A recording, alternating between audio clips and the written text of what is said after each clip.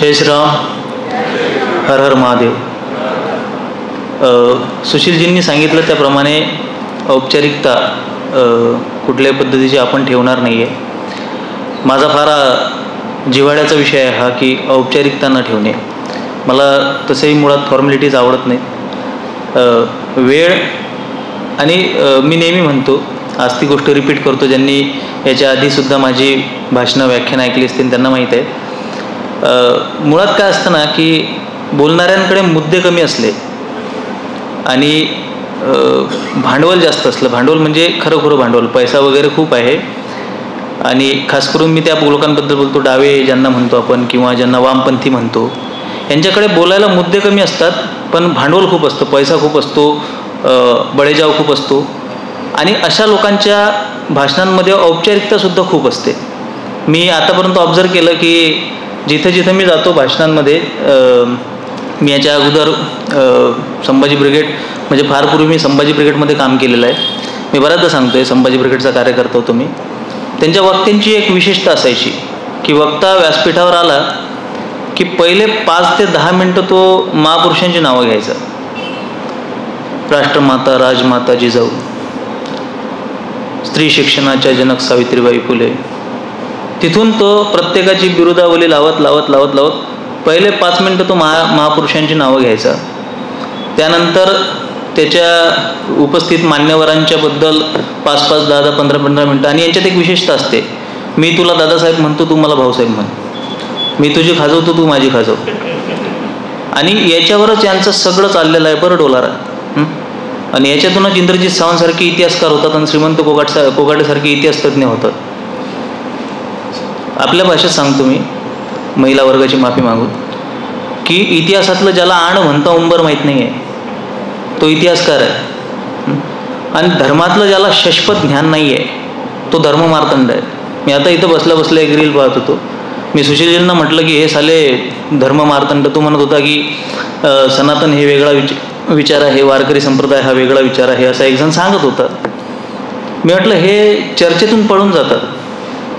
जेव्हा चर्चेत बसतात ना, हे साधार ज्याला म्हणतो आपण, सप्रमाण अशी गाथा घेऊन काय 2-4 अभंग गाथेतले काढायचे, ते मोडून तोडून सादर करायचे आणि त्याच्या आधारे स्वतःचे विचार रेटायचे, हे यांचे धर्ममार्तंड आणि हे यांचे इतिहासकार.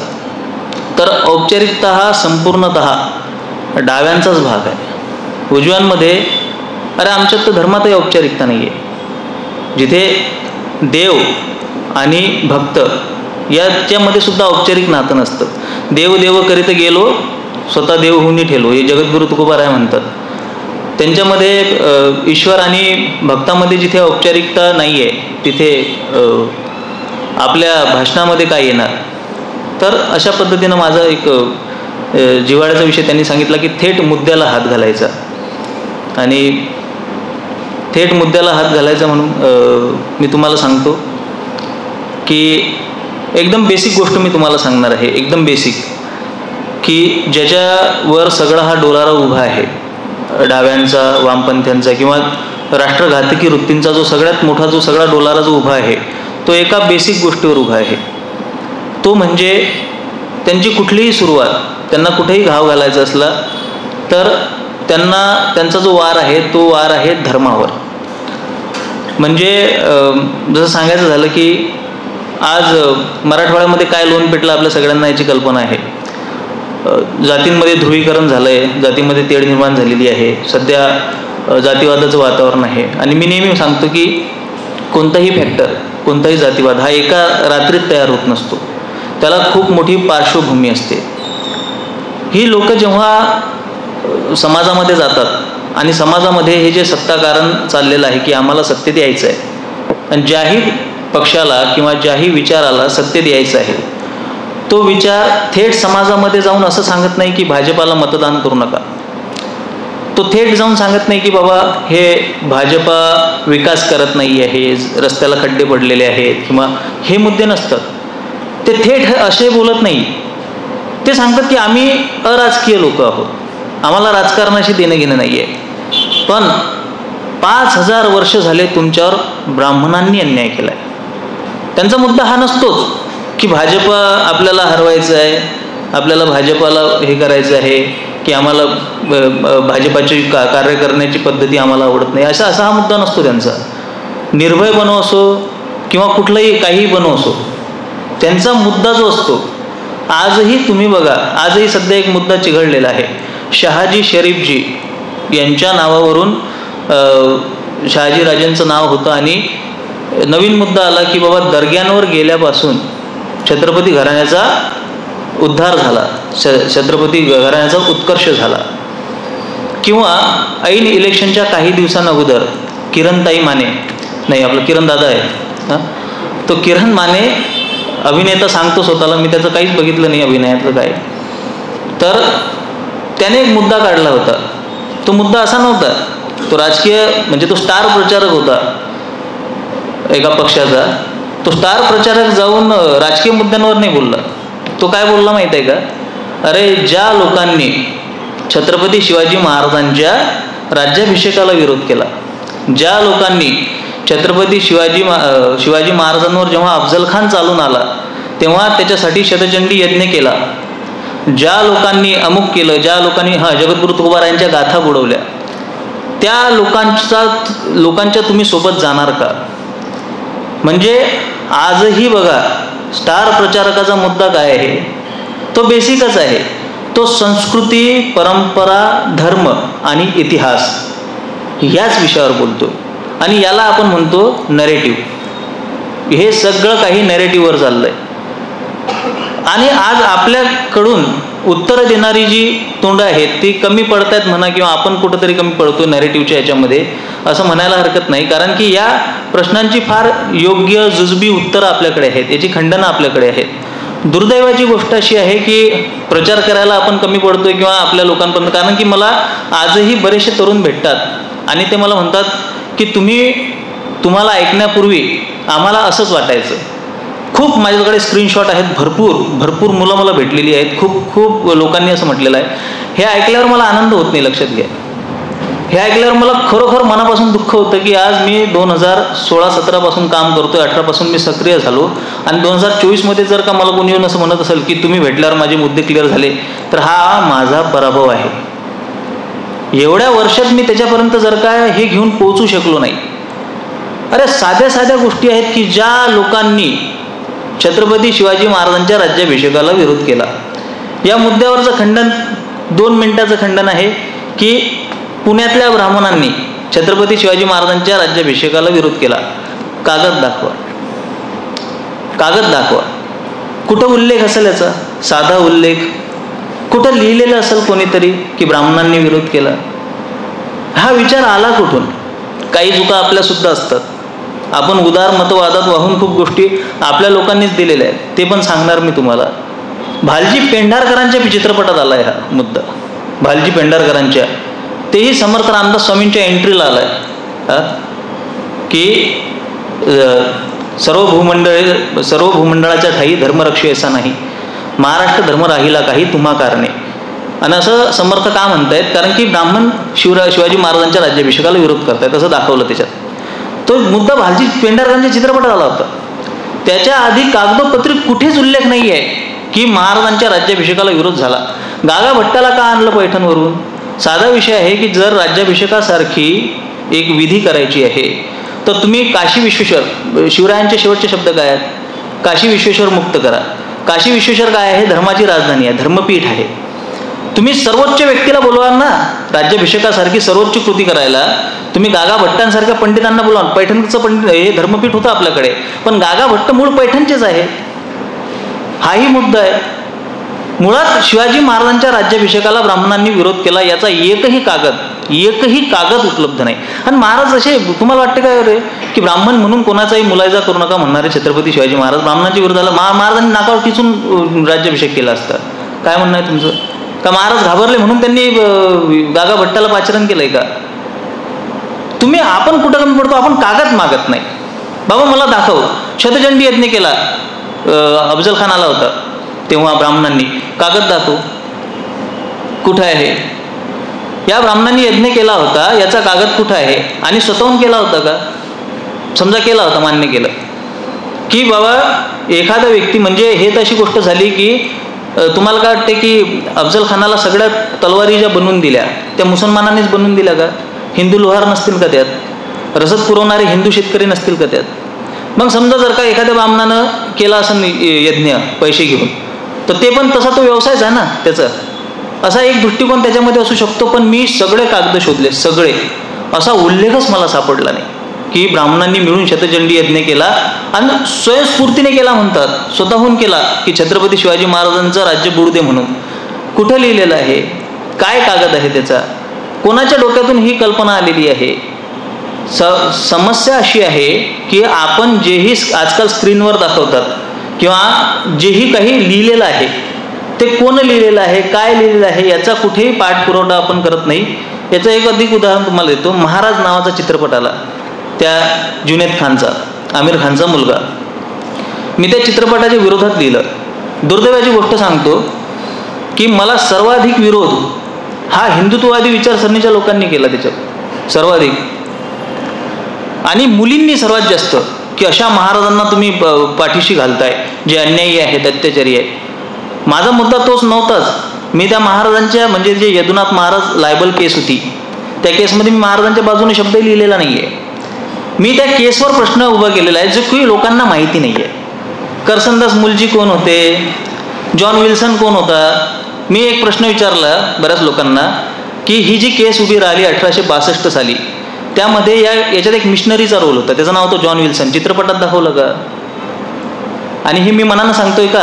साधं गुगल करा, तुम्हाला या केसचं पूर्ण महाराज लायबल केसची पूर्ण इन्फॉर्मेशन मिळून जाईल. चीफ जस्टिस सोसेना एक निर्णय दिलेला आहे त्याच्यात आणि जस्टिस अर्नॉल्डचा एक निर्णय आहे. चीफ जस्टिस सोसेने विचारलेला आहे की तुम्ही जे टेस्टिमनी सादर केल्यात, म्हणजे कोणी करसनदास मुलजीने, त्याही कोर्टाने खऱ्या का मानाव्या. ती केसच मुळात मिशनरींची केस होती. वल्लभाचार्य नावाचे, म्हणजे माधवाचार्य, वल्लभाचार्य, शंकराचार्य आणि रामानुजनाचार्य, हे आपल्या आचार्य परंपरा आहे. तुकाकरी दंडवत प्रणिपात आचार्य, तुकाकरी प्रणिपात दंडवत आचार्य. जगद्गुरु तुकोबाराय सुद्धा आचार्य परंपरेला दंडवत करतात. बऱ्याच लोकांना या गोष्टीची कल्पना नाही. बरेच लोक आचार्य परंपरा आणि वारकरी संप्रदाय वेगळा सांगतात. मी सांगतो ना, धर्माचं शाश्वत ज्ञान नसलेली लोक असतात. ते गाथा पूर्ण वाचावी लागते आणि गाथा वाचायला बुद्धी लागत नाही, गाथा वाचायला भाव लागतो. तर ह्या आचार्य परंपरेला दंडवत करणारा हा जो वारकरी संप्रदाय आहे त्यामध्ये द्वैत आहे, शुद्धाद्वैत आहे, विशिष्टाद्वैत आहे रामानुजनाचार्यांचं, अद्वैत वेदांत आहे शंकराचार्यांचं. यामध्ये वल्लभाचार्यांचं शुद्ध द्वैत होतं, ज्याला पुष्टी मार्ग असं म्हटलेलं आहे. त्या पुष्टी मार्गाच्या विरोधामध्ये हा करसनदास मुलजींचा खटला होता, फक्त जदुनाथ महाराजांच्या विरोधात नव्हता. की वल्लभाचार्यांनी काढलेला पुष्टी मार्गच भ्रष्ट आहे, व्यभिचारी आहे आणि त्या पुष्टी मार्गातच व्यभिचार चालतो, ही मूळ केस होती. हे कोणालाच माहीत नाही आहे की हा पुष्टी मार्ग बंद करा. आणि तेव्हा त्या न्यायालयाचा निर्णय आहे की पुष्टी मार्ग व्यभिचारी आहे, म्हणजे वल्लभाचार्यांचा मार्ग व्यभिचारी आहे. रास या शब्दाचा अर्थही त्यांना माहिती नाही आहे. त्यांनी ज्या याच्यामध्ये लोहाना, बनिया आणि आपल्या जेही हे समाज होते, ज्याला म्हणू आपण की श्रीमंत वर्ग होता, त्या श्रीमंत वर्गांचा हा पुष्टी मार्ग होता. त्याची मोनोपल्ली होती गुजरातमध्ये.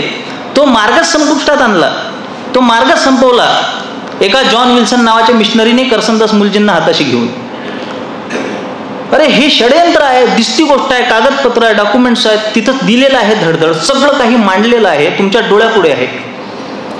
तरी सुद्धा आमच्या महिला येतात आणि अशा महाराजांनी ज्यांनी लैंगिक शोषण केलेलं आहे त्याच्यामध्ये असं सांगितलेलं आहे की चरणसेवा नावाचा प्रकार व्हायचा. ती चरणसेवा भाटिया, बनिया आणि लोहाना जमातीचे लोक आपल्या महिला महाराजांकडे पाठवायचे. मी तुम्हाला सांगतो, असा कुठलाही प्रकार या महाराष्ट्रात का या देशात, या जगात कुठंच होऊ शकत नाही की स्वेच्छेनं स्वतःच्या घरातल्या स्त्रिया पाठवणे. अरे डोक्यानं पांगळे आहात का तुम्ही? कोण पाठवतं असं? कसा विचार करू शकता तुम्ही? आणि चरणसेवा म्हणते ते महाराज असे त्या स्त्रियांचं शोषण करायचे आणि हॉलमध्ये लोक बसायची आणि ते बघाय. अरे काय पॉर्नोग्राफी लावली रे? तुम्हाला खरोखर असं वाटतं का की असा कुठला मार्ग आपल्या देशामध्ये अस्तित्वात असेल भक्ती संप्रदायाच्या नावाखाली? आणि जर तुम्हाला खरंच असं वाटत असेल तर तुम्हाला तुमच्या मेंदूच्या इलाजाची गरज आहे. अरे मारून टाकतील लोक. खेड्यापाड्यात जर का एखाद्या महाराजांना जर का एखाद्या बाईला हात लावला ना, लोक मारून टाकतात. तुम्ही भारतीय म्हणजे तुमच्या पूर्वजांना तुम्ही काय समजता? का पॉर्न स्टार होते का आपले पूर्वज? त्यांनी काही बरडायचं, काही लिहायचं आणि आम्ही मान्य करायचं. कोण सांगितलं हे नॅरेटिव्ह आहे की असा एक मार्ग तुमच्या समाजात अस्तित्व होता. लपून छपून लैंगिक शोषण स्त्रियांचं होत असेल हे मी मान्य करू शकतो की त्याला, पण हे समाज मान्य आहे आणि लोक घरातून पाठवतात, स्वेच्छेनं पाठवतात, स्वखुशीनं पाठवतात. आणि लपून छपून जमान्यात ते सर्वात जास्त कुठं होतं? मग ते फादरमध्ये होतं, पादऱ्यांमध्ये होतं का मौलवींमध्ये होते, सगळ्यांना माहिती आहे. ही समाम्य सबिनंगी आहे, तिथं तर खुलेआम होतं. आणि तुम्ही असं सांगताय की तुमच्या पूर्वजांनी पुष्टी मार्गाच्या नावाखाली वल्लभाचार्यांच्या परंपरेला स्वतःच्या स्त्रिया पुरवल्या. लाजा वाटत नाहीत आपल्याला? शरम, लाज की खरोखर आपले पूर्वज असे असतील का? खरोखर आपले भक्ती संप्रदाय असे बरबटलेले असतील का? स्वतःचा विवेक आपण गहाण ठेवलाय. आज जेही येतं आपल्या डोळ्यापुढे त्याच्यावर आमचा विश्वास बसतो. जेही आम्हाला मांडलं जातं, जेही लिहिलं जातं त्याच्यावर आमचा विश्वास बसतो. असं का? हे तुकोबारायांनी म्हटलंय. अरे जाऊन गाथा उघडा तर खरी. तुकोबारायांच्या नावाखाली मनानं अभंग खपवल्या जातात. तुकोबारायांच्या नावाखाली अर्धवट अभंग सांगून त्याचे वेगळेच काहीतरी अर्थ काढले जातात. असे कित्येक अभंग आहेत माझ्याजवळ. मी सांगतो, अरे बाबा त्याचा अर्थ तसा होत नाही रे दादा, तू काही मनानं नको सांगू. एकानं सांगितलं की वेद झाले वीर्यहीन, जगद्गुरु तुकोबाराय म्हणतात. बघा, वेदांना वीर्यहीन म्हटलं, वेदांमध्ये काही क्षमता नाही. अरे कशासाठी म्हटलंय? त्या पांडुरंगाचं वर्णन करण्यासाठी. मातेची थाने फाडी तयाजोडी कोणते, वेदा निंदी तो चांडाळ दुष्ट सुतकिया खळ. जगद्गुरु तुकोबारायांनी सांगितलंय, वेदांची निंदा करणारा चांडाळ आहे, मातेची थाने फाडणारा आहे तो, इतका दृष्ट आहे तो. आणि ते तुकोबाराय म्हणतात की वेदांना नावं ठेवतात. तुझ्या बापानं गाथा वाचली का? फार मोठे विद्वान माझे मित्र आहेत, संजय सोनावणी, टीव्हीवर येतात खूपदा, बघितलं असेल तुम्ही. व्यक्ती म्हणून खूप चांगले आहेत ते, आमचं खूप चांगलं हे आहे. त्यांनी एकदा प्रभू रामचंद्रांवर टीका केली की बाबा आमचा हा विठ्ठल आहे, उत्तरेतला राम आमचा कधीच नव्हता. तर मी त्यांच्या खाली कमेंट टाकली, म्हटलं कोणीतरी वर्गणी करून गाथा की द्या म्हटलं यांना, आपल्या संजय सोनावणींना. त्याच्यामध्ये सीताशोक अभंग आहेत. सीताशोक अभंग 16 भरपूर प्रचंड अभंग आहेत की तुका म्हणे काय म्हणो ऐशा लोका, राम राम न म्हणे त्याचे गाढव माता पिता. जगद्गुरु तुकोबारायांनी प्रभू रामचंद्रांचं एवढं वर्णन केलेलं आहे. बरं, महादेवाचं पण केलेलं आहे आणि हनुमंतरायाचं पण केलं असेल. शरण शरण हनुमंता तुम्हा आलो रामदूता. शारदेचं पण वर्णन आहे, गणेशाचं पण वर्णन आहे. का फक्त विठोबाचं वर्णन केलेलं नाही आहे. आणि श्रीहरी विष्णूचं सर्वात जास्त वर्णन आहे. म्हणून म्हटलं वर्गणी करून गाथा द्या यांना कोणतरी की हा दक्षिणे उत्तरेचा राम आहे, आमचा राम नाही. अरे काही पण आपलं. मी नेहमीच म्हणतो की बाबा डिग्री होल्डर, शर्टिन केलेला व्यक्ती येतो आणि तुमच्या धर्मावर ध्यान जोडतो आणि तुम्ही म्हणता हा वा हो काय छान. नाही, अधिकार नाही आहे. मग अधिकार काय लागते? मला परवा एक जण नडला होता अमरावतीला, नास्तिक होता. म्हणे कोण तुकाराम, समजलं ना? बरं, हिंदुत्वादी होता. कोण तुकाराम, कोण ज्ञानोबा आहे, आमच्या हिंदूंचे नियम त्यांनी का ठरवावे? मी म्हटलं तू समजा दवाखान्यात गेला आणि तुझं पोट दुखतंय, डॉक्टरने सांगितलं अपेंडिक्स आहे आणि MS तुझी सर्जरी करा. MS अपेंडिक्सचं ऑपरेशन करा. MS नाही लागत, जनरल सर्जन पण करू शकतात. पण आपण म्हणू की बाबा तू काय म्हणशील, कोण MS, कोण MD, माझा अपेंडिक्स मी हातानं काढत. अधिकार लागतो ना, बरोबर आहे? किती तू हुशार असला तरी स्वतःचं घर बांधायला तुला आर्किटेक्ट लागेल, अधिकार लागतो. त्याच पद्धतीने धर्मावर भाष्य करायला अधिकार लागतो. हे आपला समाज कधी मान्य करणार? कोणी आंडू पांडू गिल्ली दांडू उठतं तुमच्या धर्मावर काही बोलतं तुम्ही मान्य करता, त्याला अधिकार लागेल ना. धर्मात अधिकार लागतो ही गोष्टच आम्हाला मान्य नाही आहे. माझा धर्म मी बघून घेईल ऐसा नाही चलेगा भैया. माझा धर्म कर बरं, एखादा तुला श्लोक देतो कर, त्याची फोड जमते का? श्लोकाची काय गरज आहे, शास्त्राची काय गरज आहे? माझा देव माझा. अरे मग जर श्लोकाची गरज नाही, शास्त्राची गरज नाही, मान्य आहे तुझा देव आहे, तुझा धर्म आहे, मग तू टीका मान्य का करतं? तू टीका करायला तर असं म्हणत नाहीस ना कधी, अरे तुला काय अधिकार आहे की हे असं होतं ते तसं होतं. माझा देव आणि मी, आम्ही दोघं बघून घेऊ. टीकाकारांना तुझं पूर्ण समर्थन असतं. तिथे मात्र तू बिलकुल सगळ्यात पुढे असतो की नाही हे असं बरोबर नाही, हे मान्य करायला नाही पाहिजे, ते करायला पाहिजे, असं नाही करायला पाहिजे. तिथं तुझं नास्तिकत्व तू पूर्णतः दाखवतं. पण जेव्हा त्या टीकेला प्रत्युत्तर द्यायला कोणीतरी येतो तेव्हा त्याला म्हणतो की आमचा धर्म आम्ही बघून घेऊ. म्हणजे हम करे तो रासलीला दुसरा करे तो कॅरेक्टर दिला अशी गोष्ट आहे ते. त्याच्यामुळे धर्माला सुद्धा अधिकार लागतो आणि हा अधिकार धर्म मार्तंडांकडे अबाधित असावा असं मला वाटतं. आपल्याला समजत नाही तर निदान कोणाचं तरी मार्गदर्शन घ्यावं. पण दुर्दैवाची गोष्ट अशी आहे की मी किरण मानेवरून हा एवढा पसारा तुम्हाला सांगितला की नॅरेटिव्ह पेरण्यामध्ये इलेक्शनच्या आधी त्यांनी हे सांगितलं नाही की बाबा समृद्धी महामार्ग, समृद्धी महामार्गावर सुद्धा टीका झाल्या. त्याची पण मजेशीर गंमत सांगतो तुम्हाला. आमच्या इथं सिंदखेड राजाला एक व्यक्ती आहे, पार्ट टाईम हे आहे, तो पॉलिटिशियन आहे. पार्ट टाईम म्हणजे उरलेल्या वेळात तो पॉलिटिक्स करतो. तर त्यानं लिहिलं त्याच्यावर, त्याला 12 लाईक होते की महत्वाकांक्षी समृद्धी महामार्ग, जीव घेणा समृद्धी महामार्ग, याच्यावर असं झालंय, इतके बळी गेले, इतकं खूप लिहिलं त्यानं, खूप. आता हा भाऊ 12 दिवसातून एक वेळा घराच्या बाहेर पडतो. मी त्याला पर्सनली ओळखतो. 12 दिवसातून हा स्वतः एकदा घराच्या बाहेर पडतो. ते कोणाच्या वाढदिवसाला, कोणाला शुभेच्छा द्यायला पुष्पगुच्छ घेतो. बापाचा पैसा आहे घरी आणि तिथं त्याचं तोंड घेऊन जातो आणि त्याला पुष्पगुच्छ देतो आणि त्याचा फोटो काढतो. एखाद्या गावात नेता आला की त्याला काहीतरी जाऊन असं खुणावतो की साहेब 2 मिनटं काम होतं असं तसं. त्या साहेबांना मागं पाहिलं की फोटो काढायला लावतो एखाद्या माणसाला आणि साहेबांशी गंभीर विषयावर विस्तृत चर्चा करताना. या भामट्याला मी ओळखतो.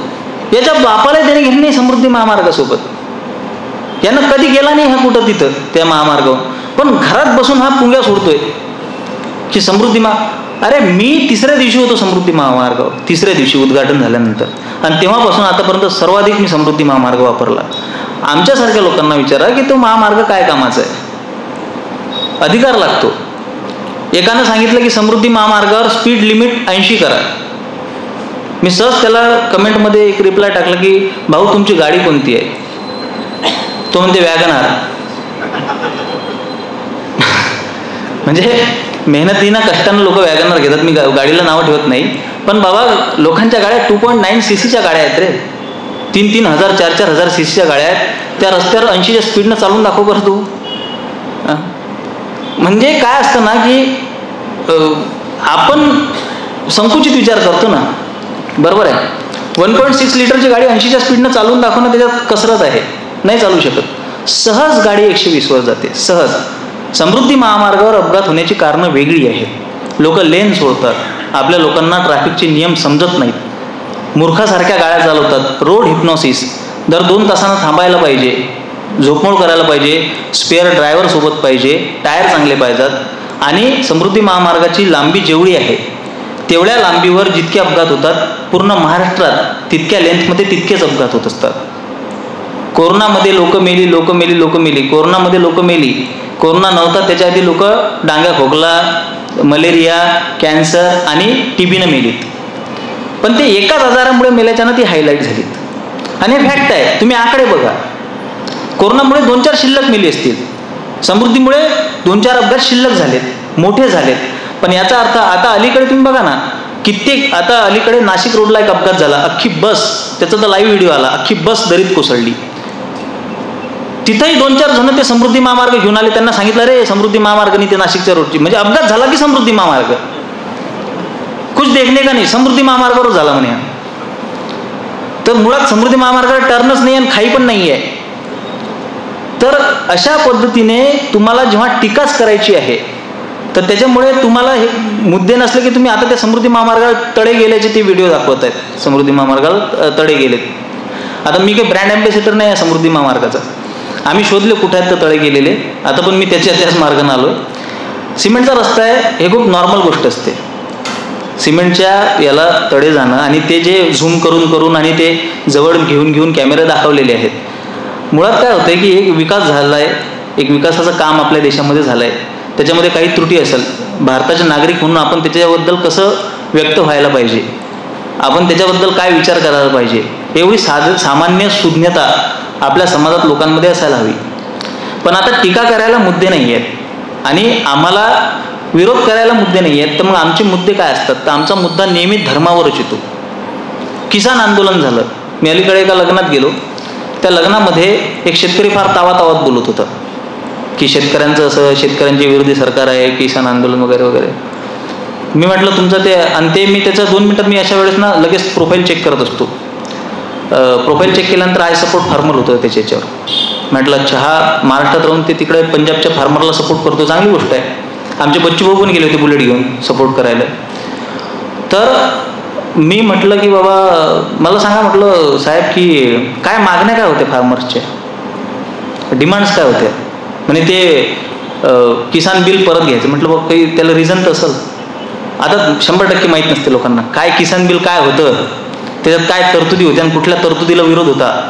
आणि काही लोकांना खूपच जास्त माहीत असतं. मग ते पूर्ण तत्वज्ञान PhDs करून आलेले असतात. ते तुम्हाला माहीत आहे, बजेट निघू द्या, उन्हाळ्यात जसे साप निघतात ना बिळातून, तसे अर्थतज्ञ निघतात कुठून कुठून. 1.5 GB डेटा आहे भाऊ. काय भयंकर भयंकर, म्हणजे त्याला विचारा तू काय करतो, काही नाही म्हणते मी पिऊन आहे.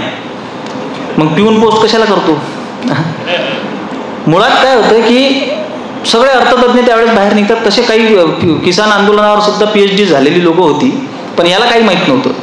तर त्याला मी एक प्रश्न विचारला की बाबा ठीक आहे, तू किसान आंदोलन होतं, सगळं बरोबर आहे, पण तिथं श्रीरामांच्या घोषणेला काय विरोध झाला, किंवा युवराज सिंगचा जो बाप होता त्यांना असं का म्हटलं की हिंदू की औरते टके टके मी बिकती थी. तिथं काय हिंदू मुसलमान हा विषय कसा काय आला. म्हटलं किसान आंदोलन होतं ना ते, हा मुद्दा कसा काय आला तिथं. त्याला काही कल्पनाच नाही की बाबा तिथं अशा पण गोष्टी झाल्यात. जर का ते किसान आंदोलन आहे तर त्या किसान आंदोलनामध्ये धर्माचा उल्लेख यायचं कारण काय आहे. तुम्ही फक्त फार्मरबद्दल बोला ना, तुम्ही शेतकऱ्यांच्या अधिकाराबद्दल बोला ना. हिंदू की औरते टके टके व्यक्ती, कुठला इतिहास वाचला तुम्ही. मला कोणाच्या याच्यावर जायचं नाही आहे, पण महाराष्ट्राचा इतिहास इतका जाज्वल्य आहे की सुवर्ण मंदिर सुद्धा महाराजांनी स्वतंत्र केलं. जर आपण इतिहास वाचला तर आपल्याला कल्पना असेल. आणि उनकी औरते टके टके में बिकती थी. आपण एक विसरतो की भारतातल्या प्रत्येक भागाला इतिहास आहे. काही इतिहासाचं खूप जास्त ग्लोरिफिकेशन झालं, आणि जेव्हा कुठल्याही घटकाचं, समाजाच्या कुठल्याही घटकाचं अत्याधिक लांगुल चालन होतं, खूप जास्त ग्लोरिफिकेशन होतं, तर ते घातक असतं. आणि ते जर का निगेटिव्ह ग्लोरिफिकेशन असलं तर ते खूपच जास्त घातक असतं. कोरेगाव भीमा याचं खूप चांगलं उदाहरण आहे. आपल्या सगळ्यांना कल्पना आहे त्याची, की सगळ्यांना माहिती आहे, सगळ्यांना. आता कोर्ट बघा, मला न्यायव्यवस्थेवर मी जास्त भाष्य करणार नाही, तो कोर्टाचा अवमान होईल. पण विशालगडाच्या बाबतीत कोर्टानं काय निर्णय दिला तुम्हाला सगळ्यांना कल्पना आहे, की बाबा तिथं कुर्बानी झाली पाहिजे वगैरे वगैरे, तो त्यांचा अधिकार आहे, हे आहे ते आहे, बरोबर आहे. मग हे कोरेगावच्या विषयात हे कोर्ट काय ढिलं पडलं. तुम्हाला कुठले संदर्भ, कुठले कागद सापडलेत की त्याच्यानुसार तुम्ही म्हणताय की तिथे 28,000 विरुद्ध 500 अशी लढाई झाली होती. इथं बसलेल्या प्रत्येकाला, याच्या बाहेरच्या प्रत्येकाला, सगळ्यांना हे माहिती आहे. सगळ्यांना 28,000 विरुद्ध 500 म्हणजे एकाच्या हिस्स्याला 56 काकड्या कापल्या जात नाहीत माणसाच्या. समजलं का. यांनी 28,000 पेशवे कापले. प्रत्येकाला माहिती आहे, प्रत्येकाने छातीवर हात ठेवून सांगितलं ना, प्रत्येकाला माहिती आहे की तिथे असं काहीच घडलेलं नाही आहे. ती एक लुटूपुटूची लढाई होती. त्याच्याबद्दल सविस्तर वर्णन ॲडव्होकेट कोकणेंनी सविस्तर सप्रमाण त्याचं वर्णन केलेलं आहे, ती लढाई कशी झाली. त्यानंतर रोहन जमादार माळवतकरनी सप्रमाण वर्णन केलेलं आहे. सगळ्यांना कल्पना आहे की ती जाती अंताची लढाई नव्हती. जाती अंताच्या लढाईसोबत त्याचा काडीचाही संबंध नव्हता. पण त्याच्या विरोधात बोलायला कोणीही धगावत नाही. जीवाची भीती आहे, तुमचा खून होऊ शकतो, झुंडशाहीचे तुम्ही बळी होऊ शकता.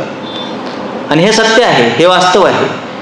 तिथे न्यायालयाने स्टेटस्को दिलाय त्या जागेला, आणि तरीसुद्धा तिथे कार्यक्रम होतो. आता न्यायालय हात वरत करतं आणि तुम्ही सेटल करून घ्या म्हणते तुमचं काय. बरंचसं त्याच्यामध्ये 12 भानगडी आहेत, मला त्या विषयात जायचं नाही आहे.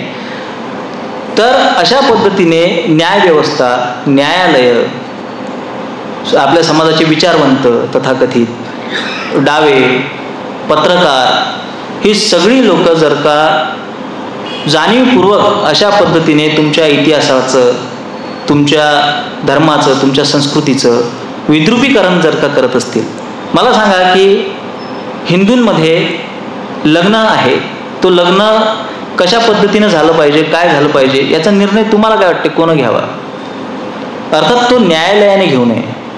पण न्यायालय सांगतं की कन्यादान आवश्यक नाही आहे, 7 फेरे झालं तरी पुरेसं आहे. मग न्यायालयाने कुठल्या धर्ममार्तंडांची सभा घेतली होती? कोणाला बोलावलं होतं? कुठं क्रॉस व्हेरिफिकेशन केलं त्यांनी? बस म्हणजे तो न्यायाधीश धर्मपंडित सुद्धा आहे, तो न्यायाधीश इतिहासकार सुद्धा आहे. तो न्यायाधीश सांगतोय की बाबा 6 वर्षाच्या मुलीवर अब्दुलने बलात्कार केला आणि मग तो म्हणतो की every sinner has a future and saint has a past, म्हणून त्याची फाशीची शिक्षा रद्द करतं. बरोबर आहे. मला या व्यवस्थेवर जास्त भाष्य करायचं नाही आहे, पण हे दुर्दैवाची बाब आहे की हिंदू किती ठिकाणी आणि कसा कोंडीत सापडला आहे.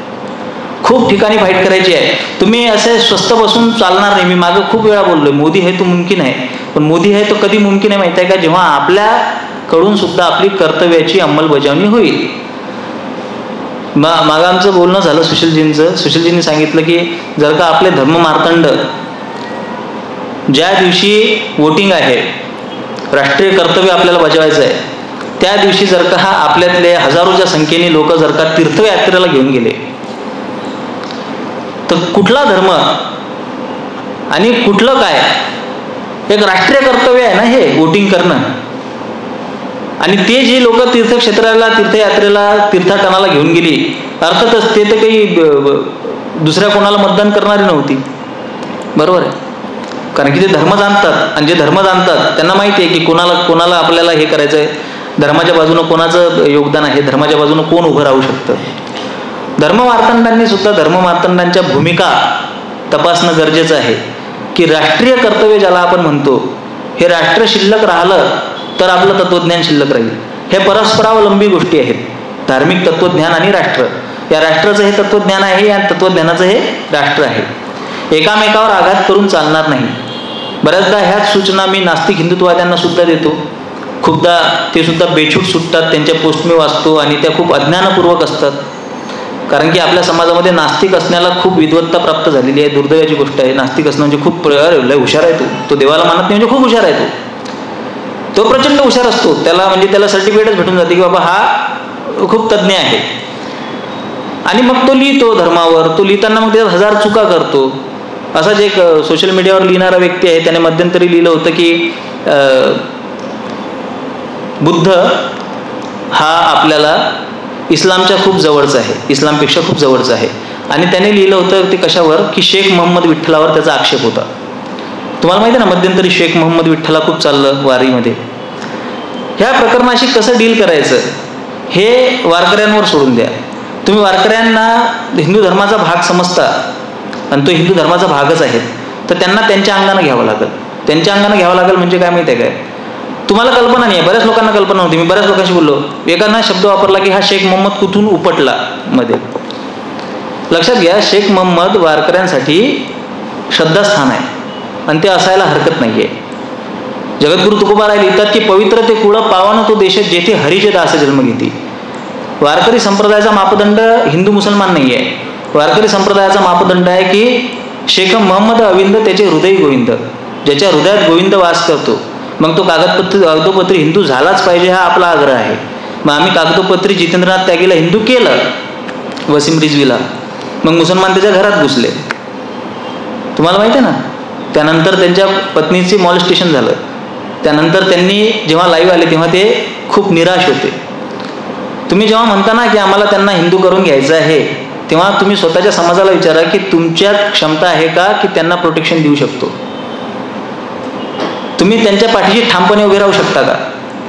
विचारांतरण हे धर्मांतरणापेक्षा मोठा विषय आहे. आणि शेख मोहम्मदबद्दल सांगायचं ते त्यांनी योग संग्राम नावाचं पुस्तक लिहिलंय. योग संग्राम. ते योगाचार्य होते. शेख मोहम्मदांचा मान आहे. तुम्ही शिव्या घालून तुम्हाला असं वाटत असेल की आपण वारकरी संप्रदायात जागृती निर्माण करतोय, संप्रदाय तुटेल तुमच्यापासून. शिर्डीच्या साईबाबांना शिव्या घालून खूप खूप हिंदुत्वादी शिव्या देतात प्रचंड, तो अख्खा संप्रदाय तुमच्यापासून तुटेल. लक्षात घ्या. मध्यंतरी एक साऊथचे कॉमेडियन आहेत, त्यांचं नाव विसरलो मी, ते शिर्डीच्या याला आले होते दर्शनाला. तिथं पत्रकारांनी त्यांना विचारलं की बाबा बॉलिवूडचे चित्रपट का चालत नाही आहेत. तर ते म्हणते तुम्ही धर्माचा अपमान कराल तर कसा चालेल, आमच्या साऊथ इंडस्ट्री बघा, आम्ही धर्माचा सन्मान करतो. हे कुठून बोलतोय तो, शिर्डीतून. लक्षात घ्या. तुम्ही सर्टिफिकेट वाटणारे कोणी नाही आहे की शिर्डीला जाणारा हा हिंदुत्ववादी नाही आहे, शेख मोहम्मद विठ्ठला म्हणणारा हा हिंदुत्ववादी नाही आहे. ते मॅटर कसं हँडल करायचं, शेख मोहम्मद विठ्ठला हे मॅटर कसं हँडल करायचं, अत्यंत सोपी, अत्यंत सोपी विषय आहे. तुम्ही मुसलमानांना जाऊन सांगा ना की मला कुराणमध्ये दाखवा की बाबा कुठे बुतपरस्ती चालते, कुठे विठ्ठला म्हणायला चालते. शेख मोहम्मद विठ्ठला म्हणणारा मुसलमान बाटलाय, हिंदू नाही बाटला. तुम्ही उलटे कसे चालता मला समजत नाही राव. मुसलमानाने म्हटलंय ना विठ्ठला, तर तो बाटला ना. आपला धर्माची विशेषता आहे की आपला धर्म गिळंकृत करतोय सगळ्यांना. शकांना केलं, होणांना केलंय, सगळ्यांना करू शकतो. तुम्ही ती गिळंकृत करायची क्षमता हरवून बसलात. दर्ग्यांवर हिंदूंनी जाऊ नये, त्यांना पोत्यात घालून मारा. मी गेलो होतो आपल्या त्या दरवेशला, करमरी दरवेशला, आणि तिथे जाऊन मी काय म्हणतोय, तर गोरक्ष जालंदर चरपटाश्च अडबंग कानी मच्छिंद्र आत्या चौरंगी रेवानक भरतरी सज्ञा भूम्या में बभूर्व नवनाथ सिद्धा. नवनाथ मंत्र म्हटलं, सगळे लांडे पाहत होते तोंडाकडे. लांडे म्हटलं तर ते हे होते, जरा प्रॉब्लेम होते. मुसलमान पाहत होते सगळे तोंडाकडे. काय काय म्हणतील ते, काय करू शकतात. ते जे बाजूला दुर्वेश गणपती आहे, दुर्वेश गणपती बाजूला आहे, आणि हे दरवेशने हे दुर्वेश आहे. गरीबनाथ नाव ऐकलंय का तुम्ही? गरीबनाथांचं मठ आहे तुळजापूरला. दशावतार मठामध्ये गरीबनाथांचं हे आहे, सिद्ध होते ते. हे ख्वाजा गरीब नवाज कुठून आलंय? तुम्ही सुफी संप्रदायाचा अभ्यास केला तर तुम्हाला लक्षात येईल. हे पीर आपला नवनाथ ग्रंथसारमध्ये स्पष्ट उल्लेख आहे. जयेंद्रनाथ महाराजांचं मंदिर आपण त्याच्यातूनच मिळवलेलं आहे. तो संघर्ष त्याच्यातूनच झालेला आहे. हे पीर दर्गे हे का कुराणमध्ये नमूद आहेत का? आपल्या लोकांचा ना अभ्यास कमी पडतोय. त्यांनी आले, आपल्या महिलेच्या अंगावर बुरखा टाकला, आपण म्हटलं हे मुसलमान झाली, हिला सोडून द्या. बरोबर आहे. आपल्या तोंडात त्यांनी मासे कोंबलं, आपण म्हटलं हा मुसलमान झाला, याला सोडून द्या. आपल्या मंदिराला पाडून, नाथांच्या समाधीला पाडून त्यांनी त्याच्यात चादर टाकली, आपण म्हटलं की हा दर्गा झाला, सोडून द्या. बरोबर आहे. पण शेख मोहम्मद म्हणतायत की शेख मोहम्मद अविंद त्याचे हृदय गोविंद, त्याला आत्मसात करा नाही. हा हो भी मुसलमान, उसको बोलने वाला भी मुसलमान, छोड़ दो उसको. असं करता करता कोणाचं भलं होणार आहे? ह्या मुद्द्याला आपण कसं हाताळलं पाहिजे, ह्या मुद्द्याला आपण कसा हात घातला पाहिजे. उद्या चालून त्या दिंडीत असणारे मुसलमान विठ्ठलाच्या मंदिरावर ताबा दाखवणार नाही आहेत. लक्षात घ्या, ते दाखवूच शकत नाही आहेत. ते का म्हणतील तो अल्लाह आहे, कमरेवर हात ठेवून. काय होणार, काय याची परिणिती काय होणार आहे? पण जे त्या बौद्ध भिक्खू निघालेले आहेत नागपूरवरून, भंतेजी, ते जे म्हणतात की पंढरपूरचा विठोबा बुद्ध आहे, हे भविष्यामध्ये संघर्षाचं कारण ठरेल. मी आज मला बॉन्ड पेपर आणा, मी लिहून देतो तुम्हाला. कोरेगाव भीमाबद्दल मी हेच बोललो होतो. हे भविष्यातल्या संघर्षाचं कारण ठरेल. तिथं मात्र आमची लेखणीही धजावत नाही. आम्ही बोलत, आणि तिथं आम्ही उलट लिहितोय की बुद्ध आमच्या जास्त जवळचा आहे. म्हटलं कसं? तो म्हणते नास्तिक सुद्धा दर्शन आहे, आणि शंकराचार्यांनी सुद्धा 6 दर्शनांमध्ये नास्तिक दर्शन मानले. म्हटलं 6 दर्शनांमध्ये नास्तिक दर्शन नाही आहे. ज्ञान प्रचंड आहे, नास्तिकांकडे प्रचंड ज्ञान आहे. एकानं तर लिहिलं की बाबा की शंकराचार्य जे आहेत म्हणते हे फक्त अद्वैत वेदांताचे शंकराचार्य आहेत, आपले उरलेले 5 दर्शनाचे ते शंकराचार्य नाही आहेत. म्हटलं अच्छा, मग सांख्याचे शंकराचार्य कोण आहेत? पतंजलीचे कोण आहेत? रामदेव बाबा. कसं काय, म्हणजे कुठून सुचतं तुम्हाला हे? मुळात अद्वैत वेदांताची अधिष्ठान, त्याची स्थापना कशी झाली? तर सर्व दर्शनशास्त्रांचा पाडाव केल्यानंतर शंकराचार्यांनी अद्वैत वेदांताची स्थापना केलेली आहे. आणि त्यानंतर जेवढीही मतं निर्माण झाली त्यांनी केवळ शंकर मताला चॅलेंज केलेलं आहे. विशिष्टाद्वैत असो किंवा शुद्धाद्वैत असो, त्यांनी शंकर मताला चॅलेंज केलं आहे. म्हणजे एकमेव तत्वज्ञान जे उरलेलं आहे ते अद्वैत वेदांत उरलेलं आहे. हा इतिहास आहे, हे कागदोपत्री, हे डॉक्युमेंटेड आहे. पण नास्तिकांसाठी तो अभ्यासाचा विषय नसतो, कारण की त्यांच्या मनामध्ये तो भाव नसतो. त्याच्यामुळे यानं काय होईल, तुम्ही जे असं लिहिता, अशी जी मांडणी करता, याच्यामुळे फक्त आपल्यात फूट पडेल, फक्त फूट पडेल. मग शेख मोहम्मद मानणारा वारकरी संप्रदाय वेगळा जाईल, मग साईबाबा मानणारा वारकरी संप्रदाय वेगळा जाईल, मग पीर फकीर पूजणारा हिंदू समाज वेगळा जाईल. आपल्याला जर का सर्वसमावेशक बनवायचं आहे तर हे मुद्दे केवळ धर्माचं ज्ञान, आणि असं धर्माचं ज्ञान जे जोडू शकतं, जे तोडणार नाही, अशा लोकांपर्यंतच त्या गोष्टी मर्यादित ठेवा. जोडणारी लोक पाहिजेत आपल्याला. शेख मोहम्मद विठ्ठल, आम्ही नसतो, ते आमचेच होते शेख मोहम्मद, ते विठ्ठल म्हणतायत. चला आता सगळे जेवढे म्हणतायत ते सगळे विठ्ठल भक्त झाले, अर्थातच काफिर झालेत. तुम्ही त्यांच्या मनात न्यूनगंड निर्माण करा ना. ते तुमच्या अंगणात येऊन नाचतायत आणि तुम्ही म्हणताय आमचं अंगण बाटलं, आम्ही अंगण त्यांना देऊन टाकू, असं जमणार आहे का? अरे तुम्ही त्यांना समाविष्ट करा स्वतः. आणि उलट ते जेही लोक आता दिंडीत नाचले आणि ज्याही लोकांनी हा उपक्रम राबवला, आपल्या लोकांनी जायचं बुक्का घेऊन हातात, त्यांच्या कपाळी बुक्का लावायचा, तुळशीची माळ गळ्यात घालायची आणि नाचा. आता त्यांनी म्हटलं आम्ही बुक्का लावत नाही, तर हे नकली आहेत. सोपी गोष्टीला कठीण कशाला करताय? सोपी तत्वज्ञानाला कठीण कशाला करायचं आहे? आपल्याला समाविष्ट करून घेण्याची भूमिका आपल्या अंगी का येत नाही? आणि जिथे खरोखर विरोध करायला पाहिजे तिथे आम्ही विरोध करायला का पुढे जात नाही? हा सगळ्यात महत्त्वाचा मुद्दा आहे. कारण की आमच्या मनामध्ये भीती पण आहे, न्यूनगंड पण आहे, आणि योग्य मार्गदर्शन पण नाही, आणि खंडनं पण नाहीत. त्या गोष्टींची खंडनं पण आपल्याकडे उपलब्ध नाहीत. प्रचंड न्यूनगंड आपल्या मनामध्ये निर्माण झालेला आहे. एका ब्राह्मण व्यक्तीनं मला म्हटलं होतं मध्यंतरी की ब्राह्मणांनी खरोखर हे अत्याचारच केले. म्हटलं कसे? म्हणे तोंडाला मळकं आणि कमरेला झाडू. हे मी म्हटलं नाही, असं काही नाही. मी त्याचं खूपदा बोललो. येणं केळकरांनी आंबेडकरांना पत्र लिहिलं, आंबेडकरांनी स्वतः कबूल केलंय की बाबा असं काही नव्हतं, हे माझी ऐकीव माहिती आहे, हे मी त्यांना सांगितलं.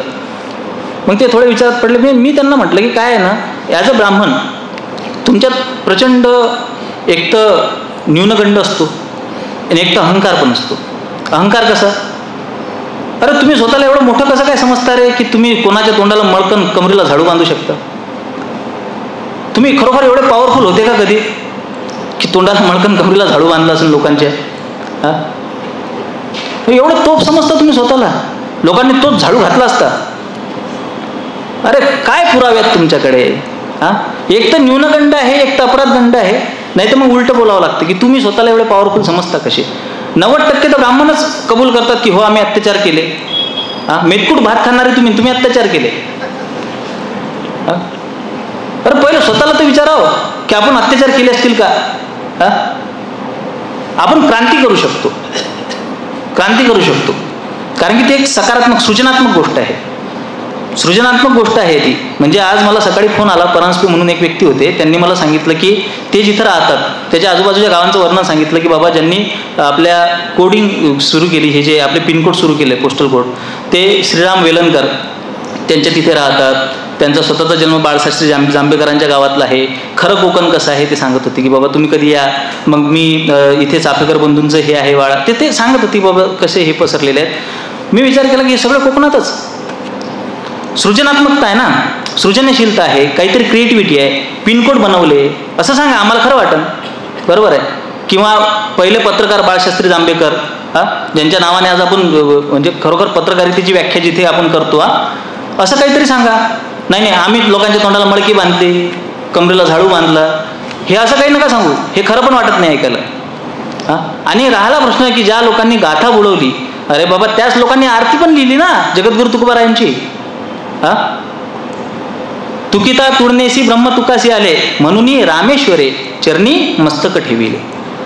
त्याच रामेश्वर भट्टाने आरती लिहिली ना जगद्गुरु तुकोबारायांची. हे ड्रामॅटिक आहे ना सगळं. माऊलींना त्रास दिला, अरे पण तेच विसोबा खेचरांनी माऊलींच्या पुढे सेवा केली आहे ना. त्याच लोकांनी माऊलींना डोक्यावर पण घेतलंय ना. ह्या गोष्टी कशा ह्या ड्रामॅटिक आहेत की बाबा जी लोक त्रास देतात तीच लोक शरण येतात, म्हणजे त्यांना तेवढी सुज्ञता आहे ना. मुघलांनी त्रास दिला, रजाकारांनी तुमचे कोवळे मुलं अशी वरते हवेत फेकली, भाल्याच्या टोकावर जी झेलली, मग पुढे रजाकार तुम्हाला शरण आलेत का? अजूनही त्यांची रजाकारी बाकीच आहे ना. पण तेच इथे आपल्याला पाहायला भेटतंय का? नाही ना. मग ती सुज्ञता, ती समजूतदारी या समाजामध्ये आहे. 12 गावं मिळून एक ब्राह्मण नसते मराठवाड्यात. 12 गावं मिळून. काही गावात मी स्वतः पाहिलेलं आहे. 12-12, 13-13 गावं मिळून एखादं ब्राह्मणाचं घर असतं. तिथली पोरं म्हणतात की आमच्यावर ब्राह्मणांनी अत्याचार केलाय. आणि त्यांना विचारलं की बाबा रजाकार तू म्हणते हे काय असतं? लाजीरवाणी गोष्ट आहे. इतिहासाचं बघा किती भयंकर तोडफोड झालेली आहे. अरे एका घरात कोंडून पेटून दिलेत लोक, तरी सुद्धा आम्हाला अत्याचार कोणी केलाय? तुम्ही मराठवाड्यातला सामान्य पोरगा उचला हो, त्याला विचारा महाराष्ट्रात बदमाश कोण आहे म्हणते. ब्राह्मण मेले की सगळं व्यवस्थित होतं म्हणते. आणि ते रजाकार ते आमचे आहेत. बरोबर आहे. मुसलमान दलित सगळे मिळून आम्ही राज्य स्थापन करू. इतिहासच माहित नाही ना. इतिहासच माहिती नाही, धर्मच माहिती नाही. धर्म आणि इतिहास या 2 गोष्टींमध्ये ह्या बेसिक गोष्टी आहेत जिथे सर्वाधिक ढवळाढवळ चालू आहे. सर्वाधिक नॅरेटिव्ह या 2च गोष्टींमध्ये बनलेले आहेत. आपल्याला सर्वात जास्त काम कुठं करायचं आहे? ते सर्वाधिक काम आम्हाला करायचं आहे आपल्या इतिहासाच्या जे विकृतीकरण केलेलं आहे आणि आपल्या धर्माचं जे विकृतीकरण केलेलं आहे. या धर्माच्या आणि इतिहासाच्या विकृतीकरणावर आपल्याला सगळ्यात जास्त काम करायचं आहे.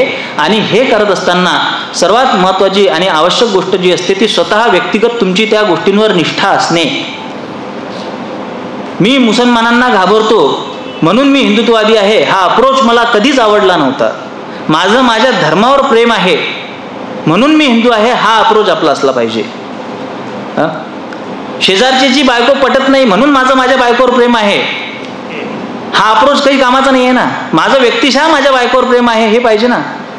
कोणी दुसरी भेटली नाही म्हणून हे गळ्यात पडली, हे जर का तुमचा दृष्टिकोन असेल तर झाला सत्यानाश, राहिला तुमचा संसार, देवदेव कारभार आहे.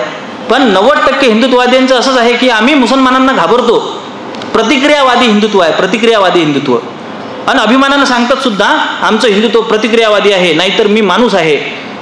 मग तुझ्यापेक्षा कुत्रे परवडले, हा सावरकरांचा दृष्टिकोन आहे. तो तेव्हा योग्य असेल की बाबा तू मुसलमान आहे म्हणून मी हिंदू आहे, नाहीतर मी विश्वमानव आहे. पण आज रोजी तुम्हाला तुमच्या स्वतःच्या स्वत्वाची जाणीव असणं गरजेची आहे की मी एका वैभवशाली परंपरेचा मी वारसा चालवतो. माझ्या देशामध्ये जेव्हा तुमच्या देशांमध्ये लोक चेटकिनी म्हणून बायका जाळत होते, माहित आहे ना, 17व्या शतकापर्यंत लास्ट विच केस तुम्ही बघा कधीची आहे, विच हंटिंगची केस शेवटची. त्या काळामध्ये आपल्या देशामध्ये स्त्रियांची परिस्थिती काय होती बघा. आणि त्या लोकांनी आपल्या देशामध्ये स्त्री स्वातंत्र्य आणलं. वा रे वा. अरे ते बायका जाळायचे काय म्हणून, हडळ म्हणून. काय होतं आपल्याला त्यांचा इतिहास माहिती ना. कमीत कमी पिक्चर तरी पहा, जांगो पिक्चर पाहिला का कोणा? मस्त पिक्चर आहे, हॉलिवूडचा आहे. काय लेवलचा अत्याचार केलाय इंग्रजांनी निग्रोंवर, काय लेवलचा अत्याचार. आणि त्या इंग्रजांनी आपल्या देशामध्ये समता आणली. कहाँ से आते हैं भाई ऐसे लोग? घाण अत्याचार केले. पूर्ण स्त्री नागरी करायची आणि तिला अशा खड्ड्यात टाकायचं आणि त्याच्यावर ते लोखंडाचा दरवाजा लावायचा की अधिकही ती उन्हानं तळफडली पाहिजे, मग तिची चांबडी सोलवटून निघायची आणि मग तिला बाहेर काढायची. ही त्यांची शिक्षा होती. आणि त्या इंग्रजांनी भारतामध्ये येऊन सतीप्रथा बंद केली. बरोबर आहे. आणि आपल्याला खरंच वाटतं, ते खरंच वाटतं आपल्याला इंग्रजांनी सतीप्रथा बंद केली. अच्छा, इंग्रजांनी बालविवाह बंद केले. अजूनही होतात, खेड्यापाड्यामध्ये अजूनही होतात, बऱ्याच ठिकाणी होतात. राजस्थानमध्ये पण अजूनही बालविवाह होतात. मग ते संपूर्णतः का बंद झाले नाही? कारण की त्या लोकांना त्याची आवश्यकता वाटली नाही बंद करायची. चुकीचं आहे बरोबर आहे माहीत नाही, पण ते मी ज्या गावात राहतो ना तिथे पण बालविवाह व्हायचे. मी जे लहानपणी माझं ज्या गावात गेला, मग सतीप्रथाच कशी बंद झाली? बालविवाह बंद नाही झाले, मग सतीप्रथा नेमकी कशी बंद झाली? काय इंग्रज पहारा देऊन बसायचे का? नवरा मेल्यानंतर येऊन उभे राहायचे का आता कोण सती जाते पाहतो म्हणून? सतीप्रथा बंद झाली त्याच्या उग्रतेमुळे. ही धार्मिक प्रथा नव्हती, ही सामाजिक प्रथा होती. धार्मिक आणि सामाजिक याच्यामध्ये आपण गफलत करतो. जर का धार्मिक प्रथा होती तर मग मंदोदरी सती गेली का? कैकेयी सती गेली का? कौशल्या सती गेली का? महाभारत आणि रामायणामध्ये एकच उदाहरण आपल्याला भेटते, ते म्हणजे माद्रीचं. पण ती आत्मग्लानीने तिने स्वतःला पेटून घेतलेलं आहे, ती सती गेलेली नाहीये. पंडूने स्पर्श केला, शाप असून सुद्धा हिने करू दिला, त्या आत्मग्लानीने तिने दहन करून घेतलं स्वतःचं. ती कथा वेगळी आहे. कोण सती गेलं? मग जी धार्मिक प्रथा नव्हती, जी कालांतरानं समाजामध्ये आपल्या रूढ झाली, सामाजिक प्रथा आली, जी ही ऐच्छिक होती, ऐच्छिक होती, लक्षात घ्या. त्यावेळी जर का या ऐच्छिक प्रथेवर इंग्रजांनी जर का बंदी आणली तर मग बाकी सगळ्या प्रथांवर सुद्धा तात्काळ बंदी का नाही आणली जशी सती प्रथेवर आली? कारण की इथल्या लोकांची बदलण्याची क्षमता होती. आपल्या लोकांची, आपल्या लोकांमध्ये तो विवेक आहे की कालानुसार काळानुरूप कसं बदलावं, हा विवेक आपल्या समाजामध्ये आहे. त्याला इंग्रजांच्या कुबड्यांची आवश्यकता नाही, त्याला कायद्याच्या कुबड्यांची सुद्धा आवश्यकता नाही. कायदे तर खूप आहेत, सगळ्या कायद्यांचं पालन होतं का? न्यायालयामध्ये न्याय मिळतो आणि पोलीस स्टेशनमध्ये तक्रारी नोंदवल्या जातात, हे जगातली सगळ्यात मोठी अंधश्रद्धा आहे. 20-20 वर्ष झाले कोर्टात केसेस चालू आहेत, अजूनही त्याचा न्याय मिळालेला नाही. आजही आपला समाज हा जो बहुतांश चालतो तो कशावर चालतोय? हा या समाजाला व्यक्तिशः त्याची स्वतःची जी नैतिकता आहे आपल्या समाजाला. आपली न्यायव्यवस्था अतिशय उत्तम होती, पंचायत व्यवस्था होती आपल्या याच्यात. कागदी घोडे नव्हते नाचवत, गावातले पंच उभे राहून न्याय करायचे. त्यांना माहित होते की हा सखाराम किती बदमाश आहे. ते सखारामला म्हणत नव्हते की कागद आण, ते म्हणत होते अरे तू बेवड्या, आम्हाला माहिती आहे कसा किती नालायक आहेस, तुझी जमीन नाही आहे ती तुझ्या भावाची आहे. कारण की सगळ्यांची एकामेकाशी ओळख असायची. ती पंचव्यवस्था होती, ती मोडून इथे एक न्यायव्यवस्था उभी केली गेली, जी न्यायव्यवस्था आज विशालगडावर कुर्बानी द्यायची व्यवस्था करते. आपल्याकडून आपलं सत्व हिरावून घेतलेलं आहे, आपल्याकडून आपल्या न्यायप्रणाली, आपल्याकडून आपला दैदिप्यमान इतिहास हिरावून घेतलेला आहे, बऱ्याचशा गोष्टी घेतलेल्या आहेत. आणि आपल्याला फक्त नॅरेटिव्ह आणि न्यूनगंड दिलेला आहे, फक्त नॅरेटिव्ह आणि फक्त न्यूनगंड. त्याच्यामुळे आपल्याला आता ह्या न्यूनगंडाच्या बाहेर यायची वेळ आहे. ह्या नॅरेटिव्हच्या बाहेर यायची वेळ आहे आणि आपल्याला हा विश्वास स्वतःमध्ये बांधवावा लागेल की माझा धर्म श्रेष्ठ आहे. तुम्ही आस्तिक आहे नास्तिक आहे तो विषय सोडून द्या, पण धर्म म्हणून, एक व्यवस्था म्हणून माझा धर्म हा कोणाच्याही कुबड्यांमुळे तो पुढे आलेला नाही आहे. कोणीही मला अधिकार दिलेला नाही आहे. इंग्रज तिकडून भारतात आले आणि त्यांनी आम्हाला अधिकार दिला, ही गोष्ट साफ झूट आहे. इंग्रजांनी तुम्हाला बोलायचा अधिकार दिला, इंग्रजांनी तुम्हाला हे करायचा अधिकार दिला, ते इंग्रज यायच्या आधी आपल्या देशामध्ये संत कवयित्री होऊन गेल्यात. इंग्रज यायच्या आधी देऊ तीक्ष्ण उत्तरे पुढे व्हावयासी बरे, जगद्गुरु तुकोबाराय बोलून गेले की आम्ही तीक्ष्णच बोलू, तुमचं भलं झालं पाहिजे म्हणून. त्यांना काही इंग्रजांनी तिकडून लेटर पाठवलं तर काय की तुकोबाराय तुम्ही बोला, आम्ही तुमच्या पाठीशी आहे म्हणून. ज्याचा त्याचा अधिकार इथे ज्याने त्याने मिळवलेला आहे आणि तो या धर्माच्याच आधारे मिळवलेला आहे. एवढी एक गोष्ट जरी आमच्या हृदयात पक्की झाली, आमच्यामध्ये जर का स्वतःच्या धर्माबद्दल आणि स्वतःबद्दल जर का निष्ठा निर्माण झाली, तर हे नरेटिव्हची लढाई आपण जिंकू. आणि सरते शेवटी तुम्हाला एक सांगतो की जे मी सांगितलं की आपला समाज हे जे इलेक्शन आहे, हे इलेक्शन विकासांच्या मुद्द्यांवर, कोण किती सुविधा पुरवतोय, अनुदान किती भेटतंय, कोणाला किती फायदा होतोय या सरकारचा, कोणाला किती नुकसान होतंय. म्हणजे असं तर नव्हतं ना की 2014च्या आधी सगळे कलेक्टर होते. परिस्थिती याच्यापेक्षाही बिकट होती. हळूहळू विकास होतोय. आमचे मौनी बाबा परदेशात जायचे, खालीमान घालून यायचे आणि खालीमान घालून जायचे, बरोबर आहे. आता आम्ही एक नरसिंह सोडला आहे जो पूर्ण जगभर फिरतोय, आपल्या देशाची एक प्रतिमा उभी करतोय. जेही सकारात्मक बदल झाले ते पोहोचवण्यात आम्ही कुठेतरी कमी पडतोय समाजामध्ये, ते आम्ही पोहोचू शकलो पाहिजे. आणि त्याही पेक्षा महत्त्वाची गोष्ट म्हणजे की या विकासाच्या मुद्द्यावर जर का भाजपाला इलेक्शनमध्ये फटका बसला किंवा भाजपाला काहीतरी हारीचं तोंड बघावं लागलं, तर मला त्याचं दुःख वाटणार नाही. कारण की मुळात निवडणुका ह्या विकासाच्याच मुद्द्यावर व्हायला पाहिजेत. पण दुर्दैवाची गोष्ट अशी आहे की मी एक वाक्य वापरलं होतं, बऱ्याच लोकांना खूप आवडलं ते.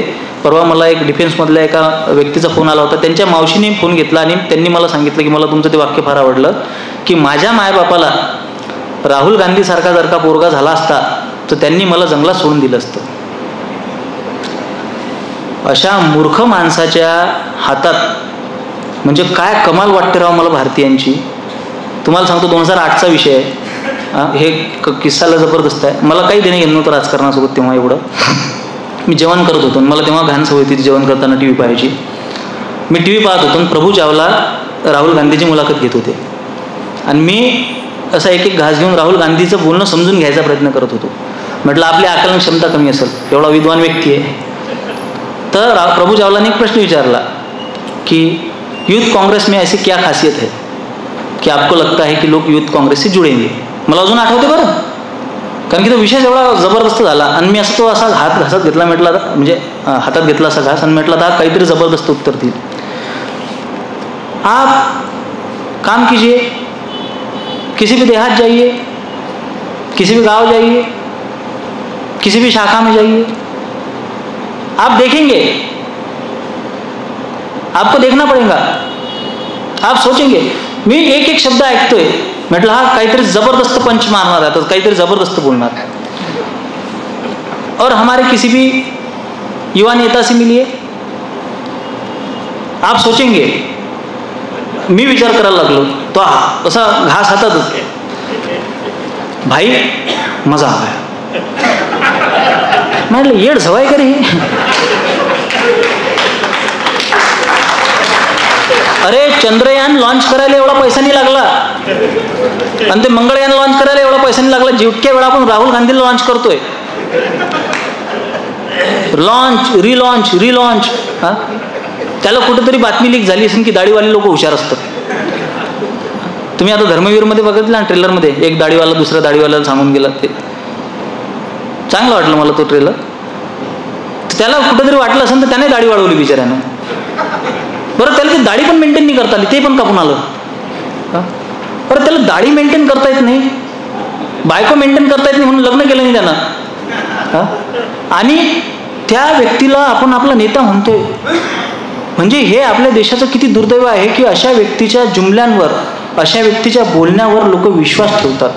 हे आपल्या देशाची प्रतिमा खाली आणणे म्हणजे मान खाली घालण्याची गोष्ट आहे शर्मीनं. की अशी लोक ज्यांना चार चौघात न्यायची लाज वाटेल ही लोक जर का आम्हाला यूथ लीडर म्हणून भेटलेली आहेत, तुम्ही विचार करा की या देशाचं भविष्य काय असेल. आज आपण गमतीवर घेतोय, पण खरोखर तो व्यक्ती तिथे संसदेत तो बसलेला आहे. एक बार ऐसा करतो, एक बार हात मारतो. अरे काय काय चाललंय हे? कार्टून शो चाललाय का? पोगो बघू ना आम्ही त्याच्यापेक्षा. डोळे काय मारतोय, पप्प्या काय घेतोय. तिथं कागद विसरला, तो कागद परत आणायला गेला, दुसऱ्याला हात सेकंड केला तर म्हणते इसको काय ते संस्कार. अरे मायले, हे त्याचे भक्त त्याच्यात या समृद्धीवरचे खड्डे पडले, त्यात येणले काढा आणि याच्यात रोड रोलर फिरवा झाल्यांवर. बरं, महाराष्ट्रात तशीच जन्माला येत आहेत. काही तर अंबानीच्या लग्नात नसतात. आपल्याला हा विचार करायचा आहे की निदान त्या व्यक्तीला बघितल्यावर आम्हाला आमचा नेता तर दिसला पाहिजे. बरोबर आहे. आम्ही छत्रपती शिवाजी महाराजांचा वारसा सांगतो, आम्हाला कसे भारतस्थ नेते, कशा लोकांची आम्हाला अपेक्षा आहे. इतकी जर का आमच्यामध्ये सारासार विवेक बुद्धी नसेल तर काय कामाची गोष्ट आहे. आपल्याला हीच गोष्ट लोकांपर्यंत पोहोचवायची आहे की बाबा आपल्याला नेता कसा पाहिजे, आपल्याला नेरेटिव्ह कसे पाहिजेत, हे राष्ट्र कसं पाहिजे, राष्ट्रीय कर्तव्यांबद्दल आपण किती जागरूक असलो पाहिजे, आपल्याला आपल्या धर्माच्या बद्दल किती प्रेम, आत्मीयता, सन्मान असला पाहिजे.